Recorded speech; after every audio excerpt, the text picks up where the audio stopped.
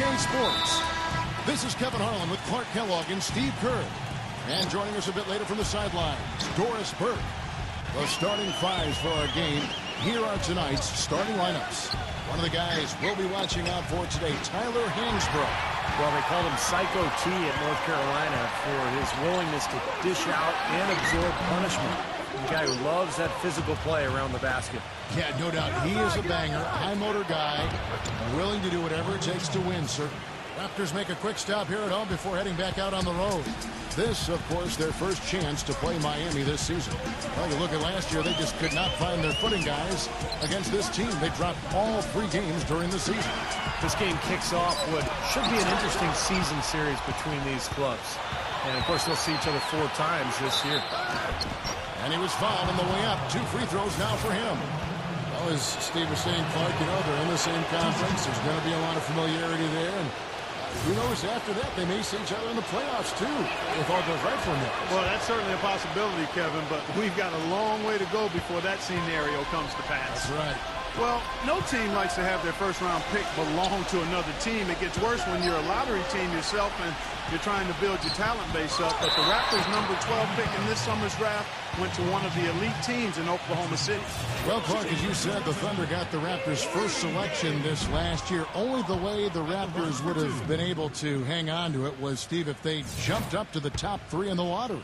And as bad as it might seem for the Raptors to have not had a first, I mean, and it is bad, it was as good as any other time for them to not have a first-round pick because the draft wasn't deep, and the Raptors have a lot of young talent already and that they can make improvement with. Man, he shows us he knows how to finish with a flourish. A little over a minute gone here in the first quarter.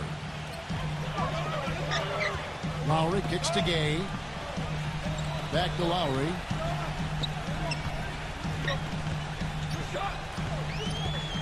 Pass to Hansbrough. He feeds it to Lowry. Down to 5 on the shot clock. DeRozan tries it from 19. It's rebounded by Bosch. Coming off a title last year, you always wonder if a team will maybe relax a little bit. They usually won't admit to it, but Chris Bosch readily said it at times that his team had a difficult time lighting that fire again. 3 straight makes to start this game. Looking good. The Raptors have gone 0-3 from the field to start the game.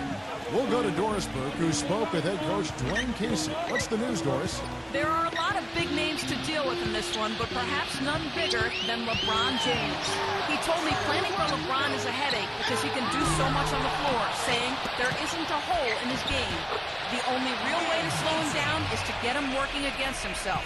Physically, there is no answer for LeBron. All right, Doris, thanks. Here's Wade. After the made shot from Johnson. Good.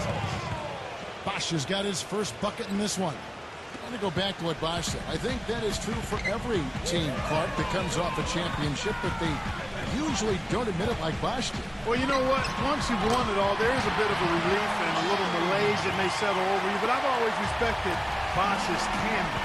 He's a guy who doesn't bite his tongue, and he articulates what he feels, and I think it's impressive that they fought back to the finals once more because that shows they eventually did recapture that fire. LeBron with the bucket. Pretty impressive. 5 straight makes to start this game.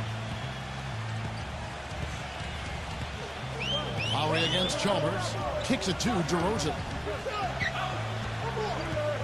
Back to Lowry. He lobs up the alley-oop pass. Trying to go for an alley-oop, but excellent defense and anticipation there to stop it. LeBron James on the wing. Oh, took the contact and tried to throw it down over the top, but instead he'll shoot free throws. It's going to be on Rudy Gay. You gotta like the way he took it strong there, attacking the rack. And the defense fouling him there to prevent the dunk. First one falls for him. Well, Miami stormed through the regular season and were viewed as the clear-cut favorites to come out of the East, but it was not as easy as expected. After sweeping Milwaukee, the Bulls gave them a scare, then the Pacers really took them deep all the way to Game 7 of the Eastern Conference Finals. And first quarter, we're about 3.5 minutes in. Lowry drives in. Rudy Gay on the way from outside the arc. Miami grabs the miss.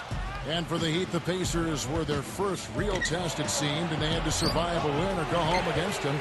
It almost seemed, Clark, to take away any momentum they might have had when they went up against the Spurs in the finals. You know, it's interesting. When I think of momentum in the playoffs, it doesn't carry over from game to game or series to series. I think each game, Kevin, is really an entity in and of itself.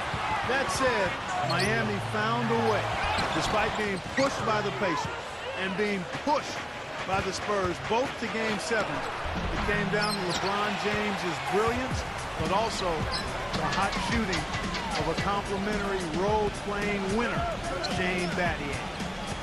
Now here is Lowry after the miss from Chalmers. The drive by Lowry.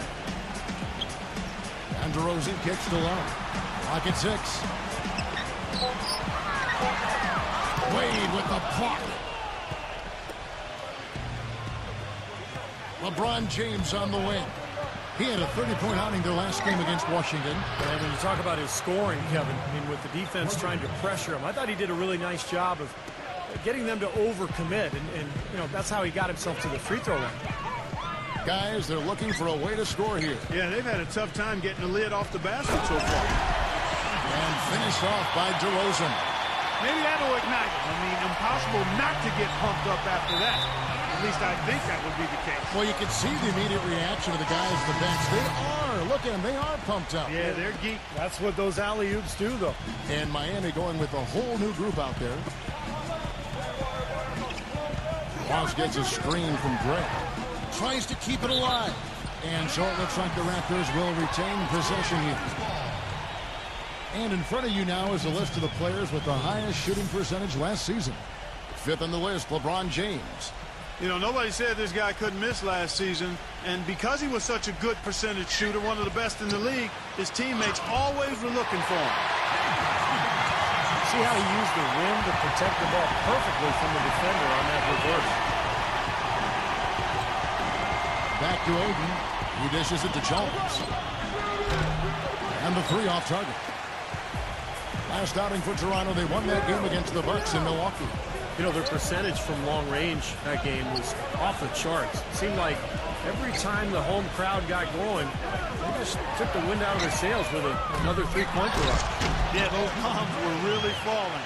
Tell you what, coaches love to see that kind of hustle, guys. I mean, getting after it on the offensive boards, that's always a winning play. Absolutely. Now, coaches love to see the hustle, but the fans love to see the dunk. Back to LeBron. It's Beasley on the wing. No good with the wing jumper. And that concludes the first quarter of play.